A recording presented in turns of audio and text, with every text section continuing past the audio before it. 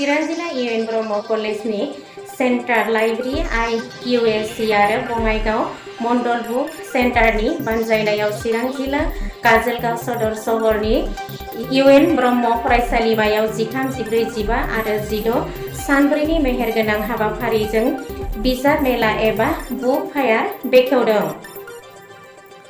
इउएन ब्रह्म फरायसालिमानि गोरायुं डक्टर नीलपद्मनि राभा बिथांजोआ book fire एबा बिजाब मेलाखौ फिथा हासना बेखेवना होयो।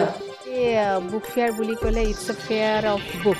সো আজিকালি আমাৰ মানে ৰিডিং হেবিটবিলাক ষ্টুডেণ্টৰ মাজত বা ইন জেনেৰেল মানুহৰ মাজত কম হৈ গৈছে reading হেবিটটো।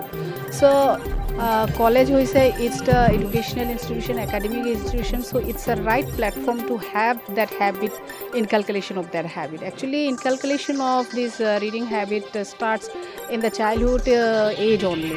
But as an academic institution, we have that scope also to have the reading habit. So, book fair is a kind of just encouraging the readers to have the reading habit for the better life as well as a career. So since long time we are planning to have this book fair, but due to some reason we are not able to organize this program, but fortunately this time somehow we are able to organize this program. So actually this particular book fair is for the students, faculties and the nearby society also. We have invited our nearby college also, school also, UN Brahmo College, senior secondary school also, they are invited. So we hope that the students from there will also visit here and definitely going to have a benefit from this particular book fair. Thank you.